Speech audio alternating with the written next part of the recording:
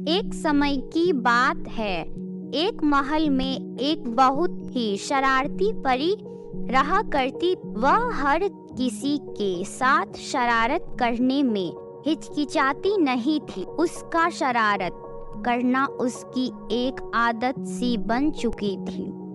एक दिन उसके घर एक बाबा आते हैं उसको पढ़ाने, परंतु परी का मन पढ़ाई में बिल्कुल नहीं लगता। बाबा पढ़ाई आरंभ करते हैं। अब परी यह सोचती है कि इस तरह बाबा को यहाँ से भगाया जाए। तभी परी एक शरारत सूझती है। वह अपने जादू से सारी किताबें हवा में उड़ाने लगती है। बाबा उसे समझाते हैं कि यदि तुम इसी तरह की शरारतें करोगी तो कुछ भी सीख नहीं सकती और आगे चलकर तुम्हें अनेक प्रकार की परेशानियां होंगी। अगर मैं हमेशा शरारत करती रही तो मैं कुछ सीख नहीं पाऊंगी।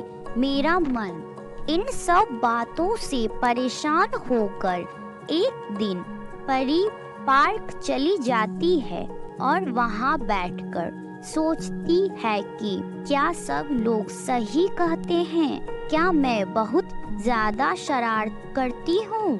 अगर मैं हमेशा शरारत करती रही तो मैं कुछ सीख नहीं पाऊंगी। मेरा मन हमेशा मस्ती में लगा रहता है, लेकिन कोई मुझे खेलने कूदने नहीं दे। हर समय रोक टोक करते हैं। परी यह सब सोच ही रही थी, तभी वहाँ एक जादूगर आ जाता है और छोटी परी को पकड़ लेता है। वह परी को अपने महल में रखता है। अब जादूगर राजा के पास जाता है और राजा से परी की रिहाई की कीमत धारा राज्य मांगता है। साथ ही वह राजा को 2 दिन का समय देता है। जादूगर परी की शरारतों से बिल्कुल भी वाकिफ नहीं है। परी ने जादूगर के महल को पूरी तरह से फैला दिया और चीजें इधर उधर करके अपना रास्ता साफ कर वहां से चली जाती है। जब जादूगर लौटता है तो उसका सारा सामान इधर उधर बिखरा हुआ रहता है और परी को ढूंढता है। परी वहां नहीं मिलती है। जादूगर थक कर हार जाता है और सोचता है 2 दिन बाद क्या करूंगा, राजा को क्या मुंह दिखाऊंगा। और दूसरी तरफ राजा रानी परेशान थे कि क्या फैसला लें। वह सोच ही रहे थे कि अचानक से वह परी को उड़ के आते हुए देखते हैं। वह परी को वापस पाकर बहुत खुश हो जाते हैं। सभी लोग हैरान हैं कि जादूगर जो बहुत शक्तिशाली है, जिससे बचना नामुमकिन था, छोटी परी अकेले ही उससे कब्जे से बच के कैसे चली आई। राजा परी से पूछते हैं कि तुम उस जादूगर के कब्जे से बचकर कैसे आई? तो छोटी परी बताती है, आप मेरे जिस शरारत से परेशान हुआ करते थे, आज उसी शरारत के कारण मैंने उसके महल को उथल पुथल कर अपना रास्ता बनाया और वहाँ से बच निकली।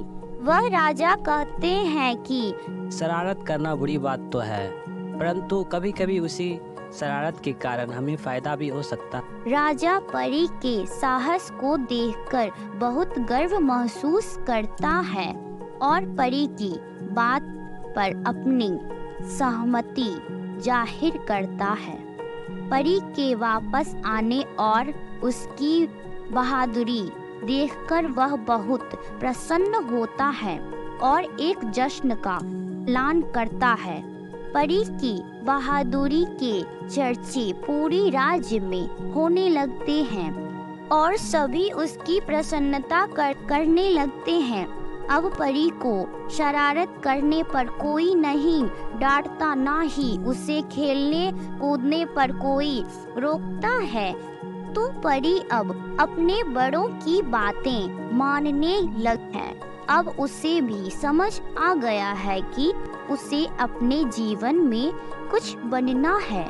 परी अब समय से पढ़ाई करती है और अपने भविष्य के प्रति अपने सारे कार्य करती है।